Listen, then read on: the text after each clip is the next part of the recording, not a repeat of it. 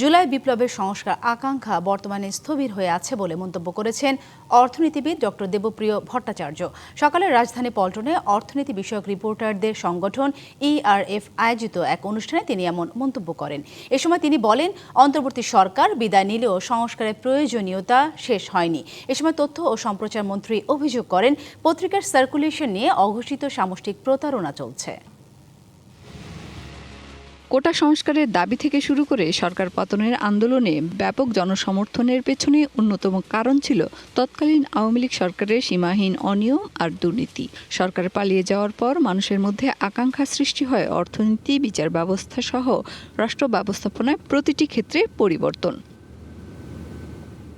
অর্থনীতিবিদ ডক্টর দেবপ্রিয়র অভিযোগ, জুলাই বিপ্লবের সে আকাঙ্ক্ষা বর্তমানে স্থবির হয়েছে। আমরা যে উদ্যোগ নিয়ে বিগত সরকারের প্রথম দিকে যুক্ত হয়েছিলাম, ক্রমান্বয়ে আমি বলবো 6 মাস কি 8 মাসের মাথায় এসে এটা ক্রমান্বয়ে কিন্তু ম্রিয়মাণ হয়ে গেল।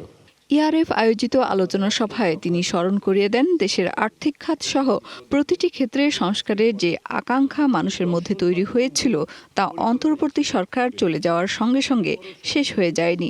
বিগত সরকারের কোনো অর্থনৈতিক দর্শন বা কোনো মূল পরিকল্পনা ছিল না। অনির্বাচিত সরকারের পক্ষে যে কায়েমি স্বার্থগোষ্ঠী থাকে, যারা সংস্কারের বিরুদ্ধে থাকে, যে রাজনৈতিক শক্তির ভিত্তিতে যে বৈধতা নিয়ে তারা এটাকে মোকাবেলা করবে, বর্তমান সরকারে সেটা আছে। বর্তমান সরকার নির্বাচিত হয়ে আসার ফলে তাদের এইটার জনমানুষের সমর্থন থাকার ফলে অনির্বাচিত আমলাদের ওনারা মোকাবেলা করতে পারবেন, এই প্রত্যাশা আমাদের ভিতরে আছে। 200-র বেশি সার্ভিস ও ফিচারে লেনদেনের সব বিকাশ অ্যাপে সম্ভব। অনুষ্ঠানে গণমাধ্যমের ভূমিকা নিয়ে প্রশ্ন তোলেন তথ্য ও সম্প্রচার মন্ত্রী। অভিযোগ করেন, পত্রিকার সার্কুলেশন নিয়ে প্রতারণা চলছে। সার্কুলেশনের সংখ্যা জানতে চাইলে পরে কেউই সত্য সঠিক বলতে পারছেন না, এবং খুব একটা অঘোষিতভাবে, একটা সমষ্টিগতভাবে কিন্তু প্রতারণা চলছে।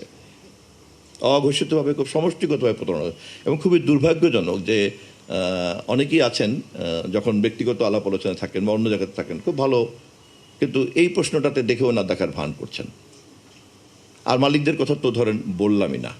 ডিজিটাল সিকিউরিটি অ্যাক্ট, গণমাধ্যমের স্বাধীনতা নিয়েও প্রশ্ন তোলেন মন্ত্রী। এখন সাইবার ওয়ার্ল্ডেও যেরকম এরকম একটা নৈরাজ্যের পরিবেশ তৈরি হয়েছে, ফলে এখানেও তো একটা তাহলে ওরকম গ্লোবাল ফ্রেমওয়ার্ক দরকার, কারণ এখানে যে কেউ গ্লোবালি এনগেজ হতে পারছেন। মেহের মনি, ডিবিসি নিউজ, ঢাকা।